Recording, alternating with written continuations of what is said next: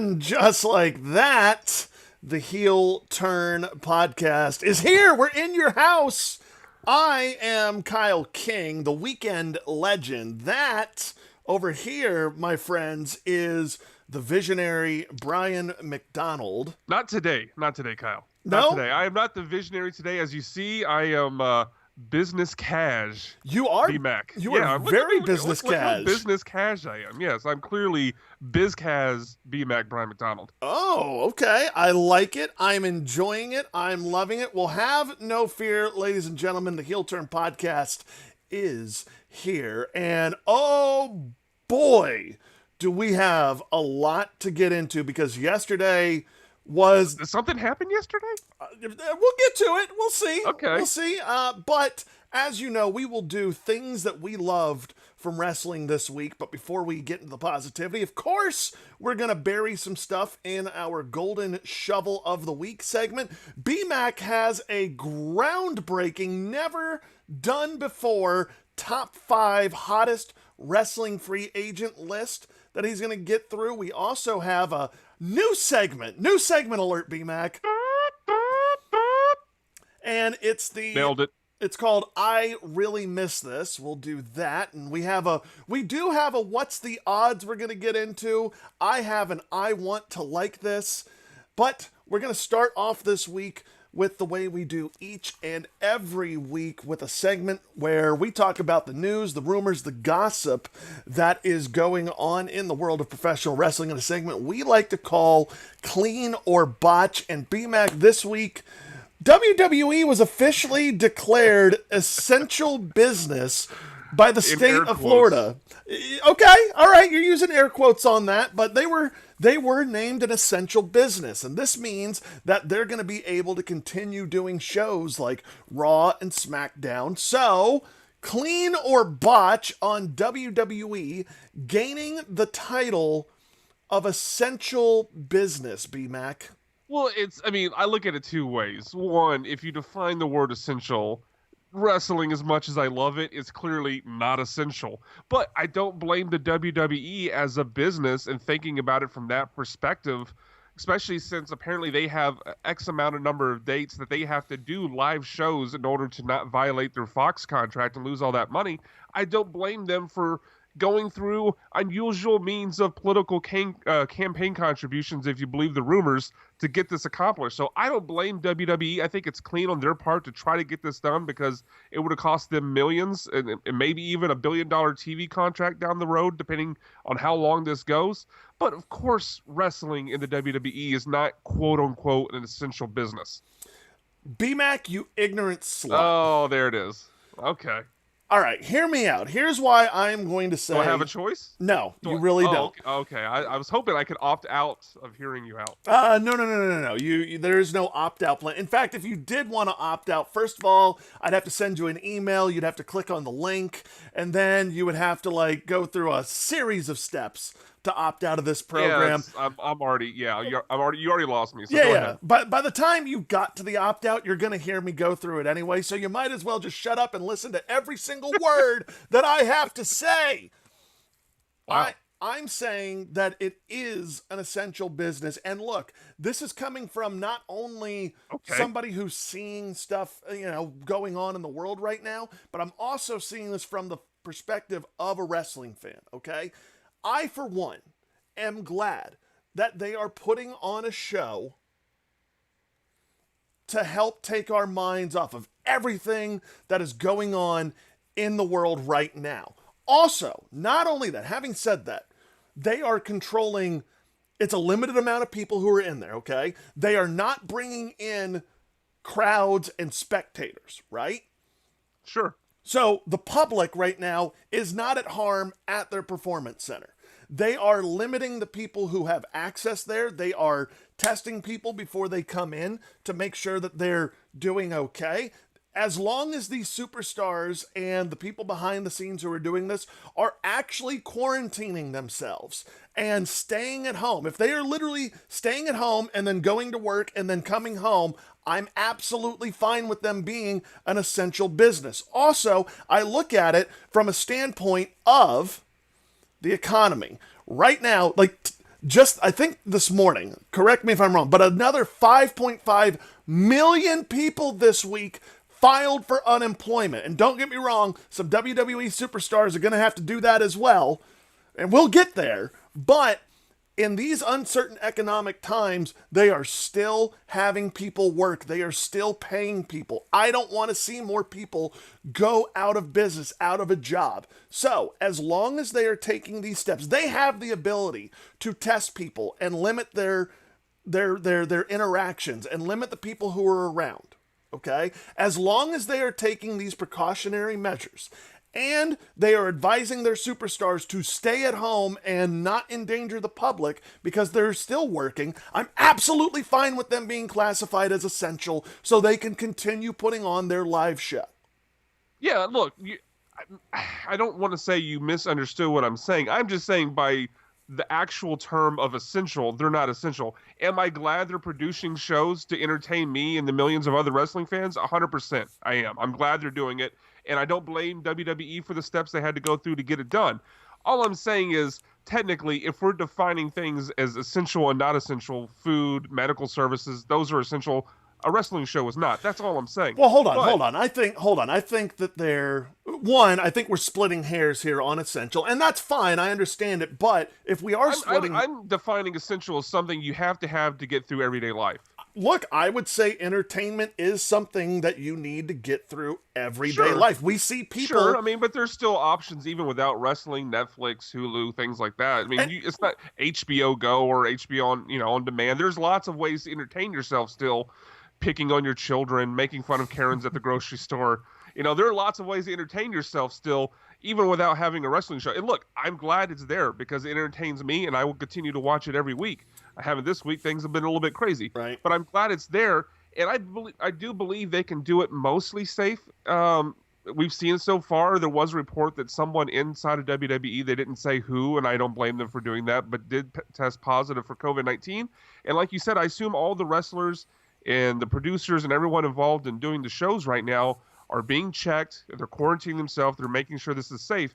But it only takes one screw up. Right. One screw up, and this entire thing spins out of control quicker than they can handle. So that's kind of where the problem comes in of essential versus not essential is, in theory, you're absolutely correct, but one screw up and this becomes a big problem. Oh, absolutely. Look, I totally understand that there is a huge risk involved with this. Again, you're talking to a guy who works inside a grocery store day in and day out. Right now I am too, pal. Yeah, I've got a wife who works at a hospital on the front lines, So I understand. Trust me, you're telling somebody who completely gets the situation and sees it on a day-to-day basis. And as that person who is still going to work each and every day and busting my butt, like, dude, yesterday at HEB, I literally wiped down the entire store, shelves and handles and all the places birds died. Right. Oh, and we will get there. I saw that birds was on the list again. Your never-ending war against birds is both fascinating and disturbing at the same time. But look, I sanitized the entire store at least 5 times yesterday on my own. And I'm not saying it was only me. There were others doing it. I'm just saying I literally... Sounds like you're saying you're carrying HEB upon your shoulders. It sounds like what you're saying. A little bit of hubris going on right now. Look, I mean, people have been saying that I'm the backbone of America, and I'm just not correcting them. Which people? People have been saying it. Very high people. Oh, okay. Very high people. Yeah, key on high. But they have been saying that I am part of the backbone of America, and I appreciate that. But like yesterday I cleaned the whole store. I've also been manning the front, trying to get people to the correct places they need to go in line. I've also been helping around the store, like with customers looking for stuff, because a lot of stuff is out of order, as I'm sure you know right now. Oh, I'm well aware, pal.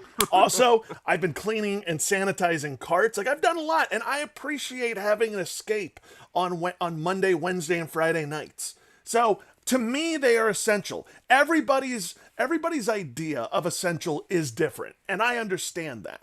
So, look, I say it's clean that they are an essential business as long as they are continuing to take precautionary measures, and they're trying to limit stuff. Our friend Marcus, the belt collector on Facebook, which, by the way, guys, right now, if you're listening to the podcast, that's awesome, great. Thank you for finding us. Again, we are on SoundCloud until we can get our archive and our iTunes channel back. But we are simulcasting right now on my Facebook, on Twitch, on Periscope, and on YouTube as well. So that's always awesome. But Marcus on Facebook during this says, but if you were having people flying in, that's not self-quarantining. I agree. I think that WWE should be able to bring these people in. If they're going to be going from the Performance Center, house them. Find a way to house them. You know, rent out, or hell, I'm pretty sure Vince McMahon at this point could literally buy just one Motel 6. Maybe. Apparently he lost $1 billion over the last year, so we'll see. I don't know if you saw those earnings reports, but his net worth went from over $2 billion. Look, I know he's not in the poorhouse, but it went from over $2 billion to $1.5 billion. So he's lost a lot of money recently. Oh my God, he's only got $1.5 billion. He's out. He's gonna be out in the streets begging for change any day now. What are Motel 6s running for these days? Like right at $1 billion? Well, let me ask you, what would you pay for a Motel 6 room? Right now? Yeah, right now. $20. Yeah, see, that's the problem. Well, hold on. Look, I'm not trying to bury Motel 6. I've stayed in plenty of them. I don't care. But this podcast is not sponsored by Motel 6. You can bury it all you want. That being said, Motel 6, reach out to us at SecVMac. That might be back on Twitter. You can definitely sponsor this podcast. You're welcome on the show. JC brings up a good point in the Facebook. You know, Dana White was going to buy his own island to stage fights. He's literally going to recreate Mortal Kombat. Yeah, and I'm all for that. Like, I want that to happen. Like, if we can get Mortal Kombat, you know what? I want to go a step further, okay? Like, I want The Condemned to happen. Stone Cold Steve Austin's movie. Wow. I want to take, like, 10 people. That? Yes, of course I did. I want to take, like, 10 people, throw them on an island, and be like, last man standing gets the cure to coronavirus. Well, if we're going to have matches on an island, we have to have a name for this gimmick. For these gimmick matches. I don't know if it's an island death match. I'm not sure what we're going with here. Maybe we could do. You have to go grab the coconuts off the tree in order to win. I don't know what we're going here, but we got to have some gimmick matches if we're going to have everything on an island. Erica XOXO on my Twitch stream says Netflix gets boring after a while with wrestling. You never know what's going to happen. As long as you look, on two fronts. How in the world can the Tiger King be boring? So that's where the first place you're wrong. First, watch better shows on Netflix. Yeah. And second, if you ever listen to our predictions, we could tell you what happens on wrestling a lot. We literally have a guy on the show named The Visionary, okay? Exactly. He sees all except for... That's what I do. Well, sometimes you do that, but... Remember, today I'm not the Visionary, I'm Biz Cash. You're Biz Cash. Yeah, Biz Cash. clearly.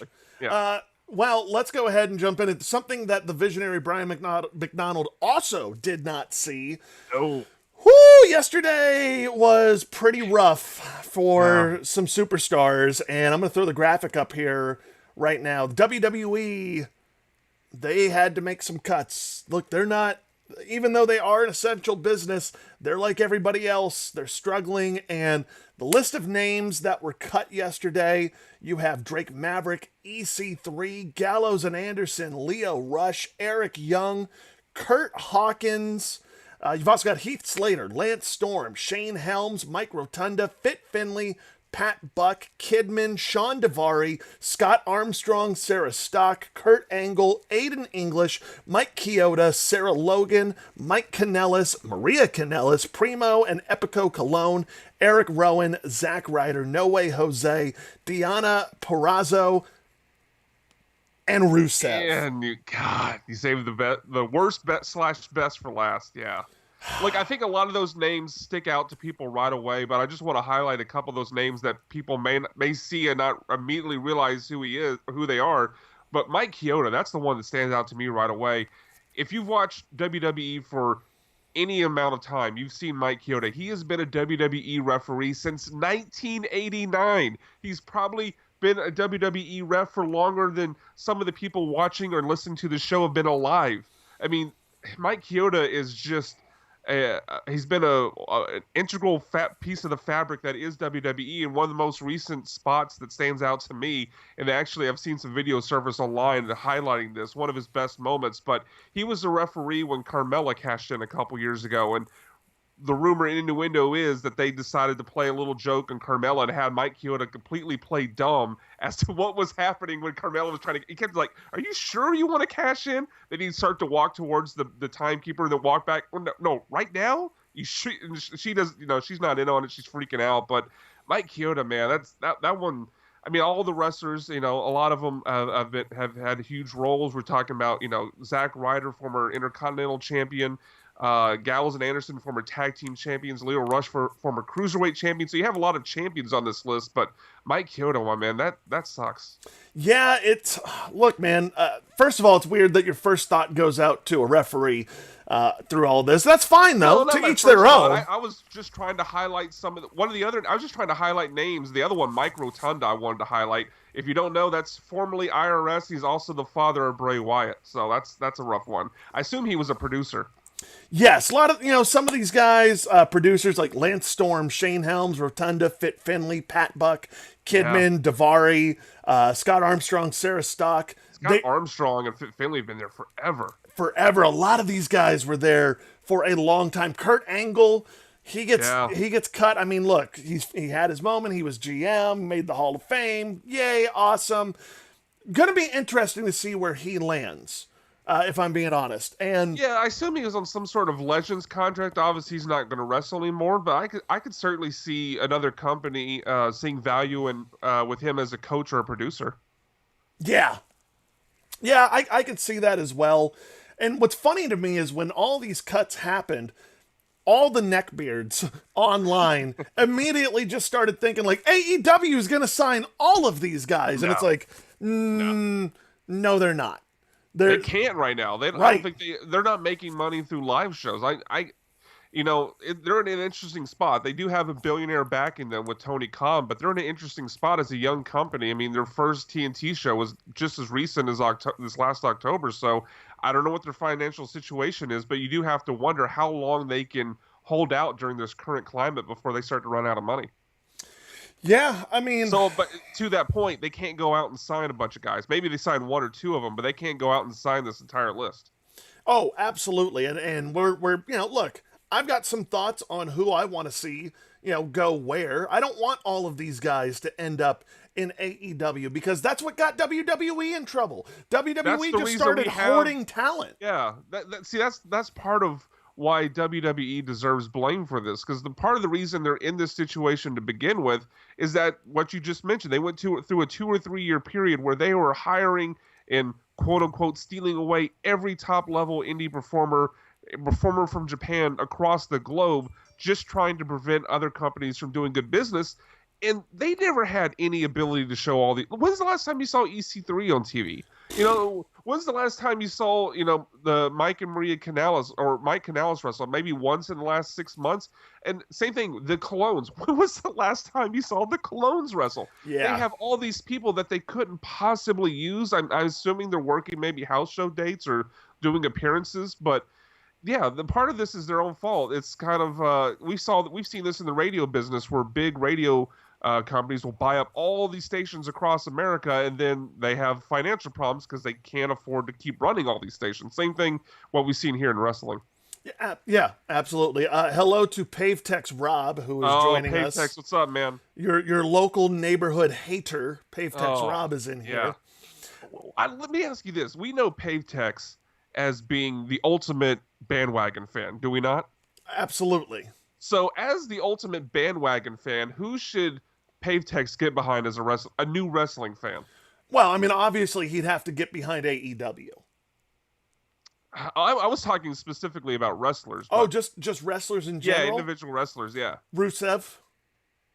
See, okay. I thought you were going to go with John Cena or something, some big name brand like that, but okay. Oh, well, I mean, Cena's not really wrestling anymore. I mean, obviously... What about the champ, Drew McIntyre? Well, obviously he'd have to be a Roman Reigns fan. Yes, yes. There you go. There's the answer. You have to be a Roman Reigns fan. And Brock Lesnar. He'd have to root for Brock and Roman. Like those would be Pave Tex's boys right there. Just the worst. Yeah, like Brock Lesnar would be Tom Brady to Pave Tex. I could see that. Yeah. Roman would be Mahomes. You know what? I think you nailed it. Yeah. I mean, obviously, I'm the weekend legend. It's kind of what I do. You did it on a Thursday, no less. That's amazing. You know, look, I just wake up and I piss excellence, B-Mac, you know? It's just something that I do. And you'll learn that when you get to be a legend like myself. Until then. I can't wait for that moment. Look, one day it can happen. Yeah, I can only strive and hope to obtain that level. So since we're talking about these cuts, do you just want to go to the groundbreaking top 5? Yes, of course. I challenged B-Mac with this yesterday. I told him, I texted him, and I went, I actually said these words, I want B-Mac's top 5 free agents. And then I sent him the gif of Batista going, give me what I want! So, B-Mac, starting with number 5, give me your top 5 hottest wrestling free agents right now. And I'm just excited that this time when we say the hottest free agent, it's not a work. It's actually real. They're actually free agents. So number 5, I'm going to go with someone we just talked about WWE never using for some reason. I thought he was a good talent in NXT. He's got a good look. He's believable, has lots of personality, kind of a Bobby Roode in NXT type heel. I'm going to go with EC3. I think EC3 could instantly come into any company he works for as kind of a cocky, arrogant, look at how great I look sort of heel. So I love EC3 in that role. Where do you want to see EC3 land? I mean, I think I would most want to see EC3 in AEW. I think he fits their bill. You know what? I absolutely agree with that. I don't know how I want it to be done, but I would love to see EC3 in a program with MJF. As both, I mean, could they kind of be working the same character though? So that's what I'm saying. Like, or maybe as a tag team, that would be interesting. Well, remember MJF already has Wardlow, but true. I could see this happening both ways. I could see that, yes, you do have these very similar guys. They have very similar characters. Obviously, MJF a lot more brash than EC3. And better. I'll just say better. But well, he's better than you, and you know it. Of course. But I could see them having that, like, yeah, they're so similar they hate each other, and they're battling for, like, who's better. I could see that happening. But I could also see them forming a stable of just being like, almost like in a frat. Not frat boys, because that's something that they would hate. But yeah. I could see them being like a fraternity of these, like, we're better than you guys. This is what we do. And being in a stable together with Wardlow. So yeah. I could see that happening either way. So I'm with you. I would love to see EC3 go to AEW. All right, so next on the list, and look, this guy's obviously not the greatest wrestler ever. Hasn't worked a whole lot, so certainly nothing will change from what you see on the WWE programming every week as far as he's concerned, not being there. But I'm going to go with Heath Slater. Heath Slater, and this is about personality. I don't think there are a lot of wrestlers with more outward personality than Heath Slater. Look, maybe he's not for everybody, but I think Heath Slater is infinitely entertaining. And his run with Rhino as a tag team, the whole I got kids, I need this job gimmick was fantastic. They only lasted, I think, 3 months as champs. Maybe it was 2 months before the Wyatt family took it from them, and they broke up soon after they lost the titles. But I enjoyed that title run. I enjoyed his I got kids gimmick, and I would love to see Heath Slater. I think he's a guy that should probably go the true independent route, just like different promotions to different promotions weekends, maybe do Ring of Honor if they are able to get back up and running after this is over. I don't know if I see him in AEW. Definitely I don't see him in New Japan, but I think Heath Slater as kind of a comedy wrestler, maybe a manager, maybe even a color analyst for the TV broadcast, I think would be great for the independents. See, I would love to see him on the independents, but I think he could make a really good home at Ring of Honor. I think that would be my top choice. Yeah. I think that would be a really fun promotion to see Heath Slater in. But I'm going to go ahead. Are you ready? Are you ready? Yeah, go ahead. This is my stone cold lock Oh. of the century of the week. week. Heath Slater, in 5 years' time, will be back in the WWE, and based off of their track record, Heath Slater will be WWE champion, along with Drew McIntyre and Jinder Mahal, and then 3MB is going to get back together, and they are going to be the most dominant faction in WWE history, because they're going to have 3 world champions in the stable. Wow, the prophecy will be fulfilled.